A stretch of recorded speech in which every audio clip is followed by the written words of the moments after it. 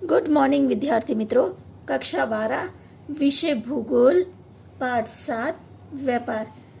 पिछले वीडियो में हम लोगों ने अंतर्राष्ट्रीय व्यापार के मुख्य आधार कुछ व्यापारिक संगठनों के बारे में पढ़ा था। यह व्यापारिक संगठन जो है कई ऐसे देशों के समूह हैं जिनके बीच व्यापारिक संबंधों की सामान्य प्रणाली काम करती हो। कहने का मतलब है उन देशों के बीच में व्यापार होता है, तो इन संगठनों का काम है उस व्यापार संबंधित नियम बनाना। विश्व के अधिकांश व्यापार इन संगठनों के समझौते के अनुसार होते हैं। यानी ये जो संगठन नियम तय करती है या समझौते तय करती है उसी अनुसार व्यापार किया जाता है। इन संगठनों के सदस्य पर 3 बातें असर करती हैं। पहला दूरी, दूसरा परंपरागत संबंध, तीसरा भू राजनैतिक सहयोग। ये 3 बातें इन संगठनों पर असर करती हैं। विश्व के विविध व्यापारी संगठन।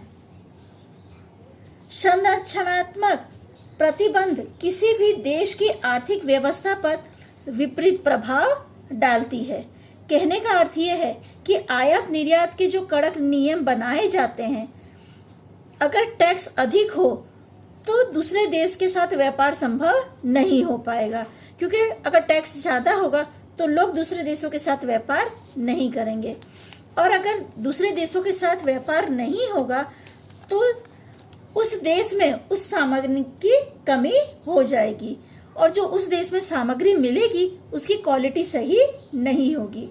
इसलिए इस संगठन का काम है कि जो आयात निर्यात के नियम है उनको तय करना और कड़काई से उस नियम का पालन करवाना।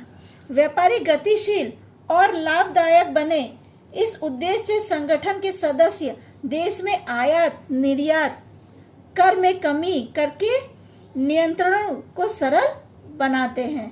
कहने का मतलब है कि आयात निर्यात में जितना कर हो सके उसे कम करने की ये लोग कोशिश करते हैं तथा सरल बनाकर व्यापार प्रणाली का विकास भी करते हैं।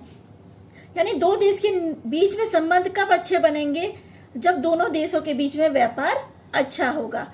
पर अगर कर अधिक होगा तो लोग व्यापार पे इतना ध्यान नहीं देंगे।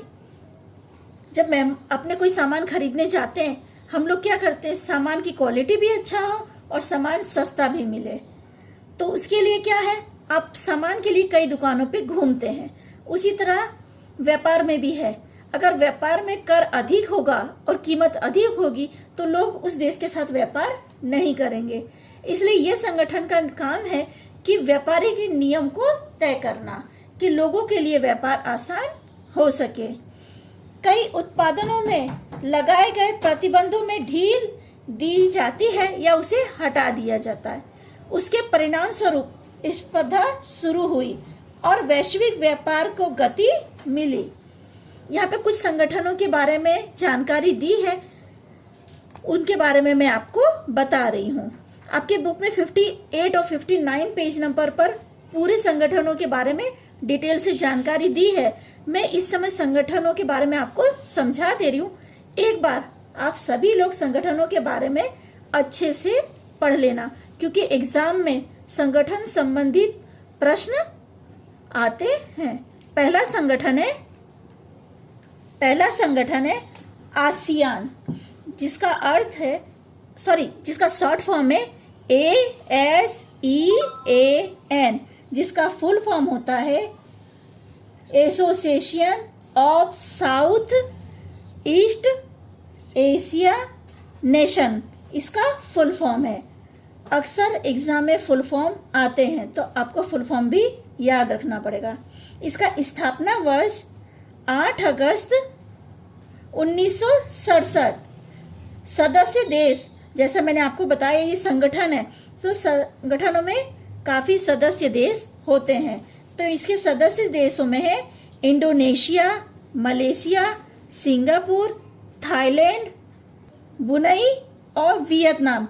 इतने सदस्य इसके अंदर आते हैं।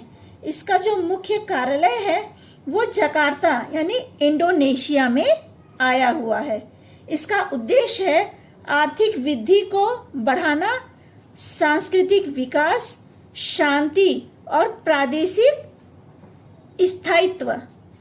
व्यापार यानी ये देश क्या क्या व्यापार करते हैं, तो कृषि उत्पादन, रबड़, ताड़ का तेल, चावल, नारियल, कॉफी, खनिज कोयला, तांबा, निकल, खनिज तेल और प्राकृतिक गैस इत्यादि चीजों का ये लोग आयात निर्यात करते हैं। इस संगठन में कुल 6 देश हैं। मुख्यालय इनका जकार्ता में जो इंडोनेशिया में आया हुआ है।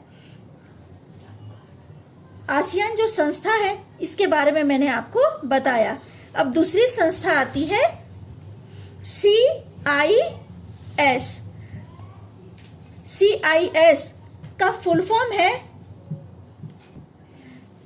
Commonwealth of independent state.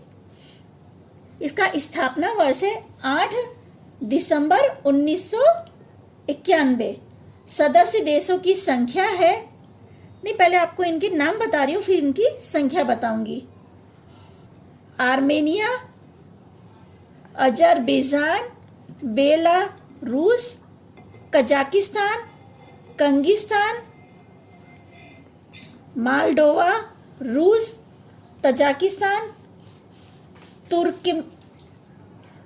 Turkmenistan, Ukraine और उज्बेकिस्तान। इस तरह करके इसमें 11 सदस्य यानी 11 देश शामिल होते हैं। इसका मुख्यालय बेलारूस में आया हुआ है। इसका उद्देश्य आर्थिक व्यवस्था, प्रतिरक्षण और विदेशी नीति के विषय पर सहयोग और व्यापार के लिए खनिज तेल, प्राकृतिक गैस, सोना, कपास, रेशा, एल्यूमिनियम आदि व्यापार होता है। ये दूसरा जो हमने पढ़ा CIS के बारे में मैंने आपको बताया, जिसका फुल फॉर्म मैंने आपको बताया है, आपको फुल फॉर्म और इसके जो सदस्य देश हैं, मुख्यालय और उद्देश्य आपको याद रखने हैं। तीसरा है यूरोपीय संगठन, जिसका है EU, जिसका है यूरोपीय यूरोपीय यूनियन, जिसका शॉर्ट फॉर्म मैंने आपको बताया कि EU है, जिसे यूरोपीय संगठन कहते हैं। इसका स्थापना वर्ष 1957। सदस्य देश Belgium, Denmark, France, Greece, Finland, Ireland, Italy, Netherland, पुर्तगाल, स्पेन, स्वीडन, यूनाइटेड किंगडम इसके सदस्य देश हैं। ऑस्ट्रिया और हंगरी भी इसके सदस्य देश हैं। समय समय पर सदस्य देशों की संख्या इसमें बदलती रहती है। इसका मुख्यालय बेल्जियम में आया हुआ है। इसका उद्देश्य क्या है? एक ही मुद्रा द्वारा व्यापार और एक ही बाजार में व्यापार इसका मुख्य उद्देश्य है। जैसा कि मैंने बताया कि इसके सदस्य समय समय पे बदलते यानी देश बदलते रहते हैं। सदस्य का मतलब एक व्यक्ति से नहीं है, पूरे देश से लिया गया है।